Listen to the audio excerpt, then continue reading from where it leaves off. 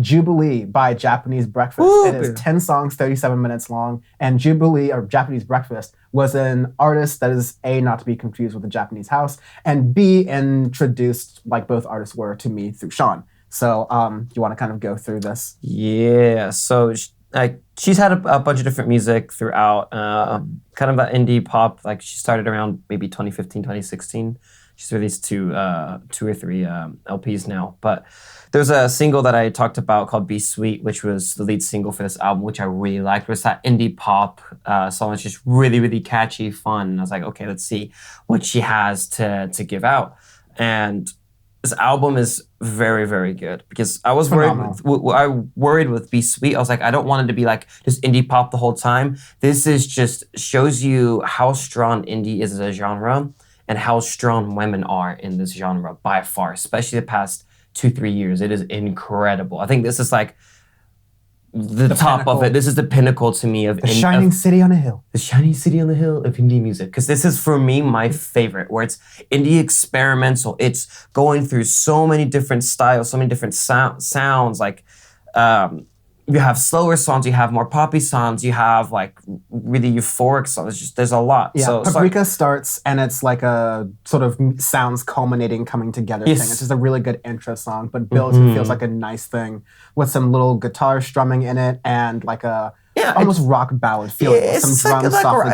It's a solid like pick me up, good song to start it off, get it on the right foot. Like solid indie track, nothing crazy about it. Yeah. After that, you have the lead single Be Sweet, which can't say enough of how much I've listened to the song over the year. Really like it. It is catchy as hell. Great indie track overall. It is on our 2021 AF playlist that people can check out of all the songs that we like. I have a couple. I think I put another two maybe from this album in that playlist as well. Link in the video description. AF. Link in the video description or podcast description. Yes. But anyways, after that you have Kokomo, Indiana, which gets into your like tried and true like that's indie, like your solid like bedroom pop indie style, but a lot more substance to it than just that. Because the production throughout the whole album, production is incredible. Which is kind of a one thing I have. Sometimes I'll have an issue with indie is that production could be a little lackluster here. That depending who does it, but everything is just crisp, tip top. Everything is where it needs to be. And it's a balance because especially indie as a genre, you don't want to be overproduced. Exactly. And part of the charm of indie is that like it's independent. There are people who are literally in their bedrooms making music, so you get some of that lack of crispness in the sound that's like issues. So, but like there's a point, and I think Biba Doobie that does really well, where you evolve that from like I'm kind of starting out to now this is you buy the Shure mics and you get up in there. Yeah. But where I really get impressed with this album is Slide Tackle. So going on from those three, like those are just solid indie tracks. Then you get the Slide Tackle, which is more of that like that electronic alternative sound that I absolutely love. Yeah. I do not get it enough to review on Audioface. Every once in a while we'll get ones here or there, like the Avalanches last year we had some. This is just that song I've listened to a lot when this album came out. Love it. Her voice is beautiful. The production, the bass line in it is fantastic. Just incredible track. Yeah. Posing in Bondage is a slower song. I really liked it. It just gets the synths are super like deep, heavy synths in there. So this is when you get to that like experimental track. You have a male voice, female voice going back and forth, just going like closer, going back. It's just so good too. Yeah.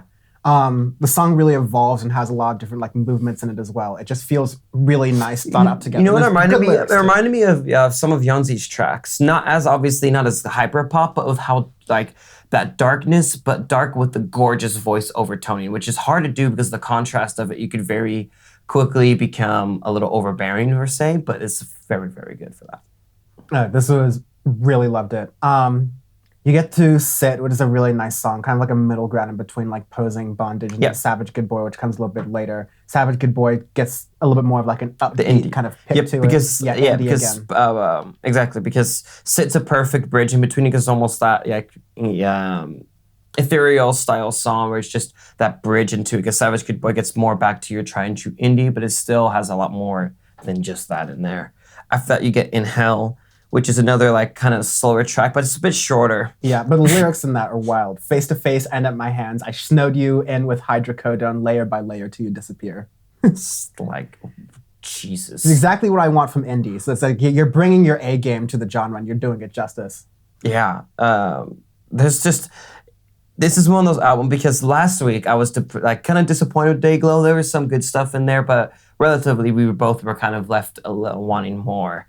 And with Japanese Breakfast, I was like going into like, okay, let's see what she has, and it's just incredible. After Inhale, you have Tactics, which is just beautiful, almost like slow, almost like jazz groove on it, but not quite with it. It's just like a slow dance type, almost Lord Huron-esque, but a little more substance than Lord Huron. If that makes Imagine sense. like you would have slower classic rock songs that would kind of take on a similar like emotion to this, where they're a little bit more like show tuney almost, but like definitely. Yeah. Almost could fit like in like a musical or something. Yeah. Or like the last like musical number by the lead actress, like doing like a loving duet of some kind, or like not duet, like a ballad. Yeah. But yeah, it's really good, and it shows the range there between this album, because she's doing so many different modes and types of speaking and being that it's just like it's really great to wonder the whole. And then the last track is Posing for Cars, which is a pretty long ending track, about 6.5 minutes. It starts off with just her and acoustic guitar for about 2 minutes, and then just builds and builds into this beautiful alt rock piece. So it reminds me of early Smashing Pumpkins, like Siamese Dream, like Mayonnaise, Smashing Pumpkins is a song that reminded me of it, just where it keeps just building and building, just this beautiful track that I really don't hear people make these things that often. So it's one of my favorite ending tracks that I've heard of an album this year, and there's some like strings in there. It's really interesting. It's just gorgeous. I really, really like the ending. I am thoroughly impressed with Japanese Breakfast and what she did with this record. Like, man, it's one of my top records so far of the year. I'm very impressed. Like, I was very much also coming into like, I've seen a lot of indie artists come out with really popping lead singles, and then it's just disappointed. Yeah. I remember Little Dragon, there's Hold On. Yeah, Little Dragon, Hold On, such a good track, and the rest of the album just didn't hit. Exactly. Yeah. And that's kind of how I had to worry with that too, but this is the polar opposite of that, where everything is just gorgeous. It's in that window of like just under 40 minutes, which is perfect for an indie album, where the ending track is good to have it a little bit longer because it gives you that little bit longing for a tiny bit more, but ends just at the right moment where you're like, this is amazing. Be Sweet, definitely the lead single from it. Even could be a good like song of the summer thing. I can see it getting for sure. Yeah. It's a fun song to bop to. Definitely can go to the beach with that and just like chill. And just does a lot. It's very good. So Jubilee, Japanese Breakfast. Banger of a job. Please fucking listen to it. Yeah, it's a very good album. But you know what you shouldn't do is you shouldn't root for the LA Lakers, because Mickey Mouse winners in 2020. That is our arbitrary scale. Is Lakers playoff or Lakers missing the NBA Finals? Lakers missing the NBA Finals. Any year that they didn't make it to the finals, which I mean, or I could be mean and say didn't make it to the playoffs. There's a couple that's a chunk, dude. There's a couple of You've got the here. Steve Nash era. You've got like the retirement era of the Lakers. We have the post Jordan era. We got a lot to work with. We got a lot. This is gonna be 2016, the height of Reconstruction. Ooh, that's rough. That's before like LeBron was there, and like there's really no hope. It was no hope at all. Kobe retired, and it was funny seeing people in Lakers jerseys at Clippers game, just like fiending for some basketball. It's just like, we need something. This is a solid 2013 where you get fucking swept by San Antonio.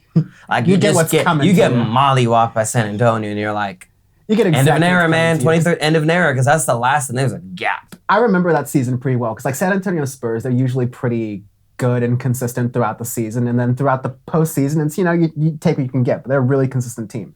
The Lakers like barely just like clawed their way, and by that I mean Kobe Bryant clawed his way to being in the playoffs with the Lakers there at that point, and then just get mollywopped. And it gets slammed, honestly, because like it's just, you have no deserving to be there. No.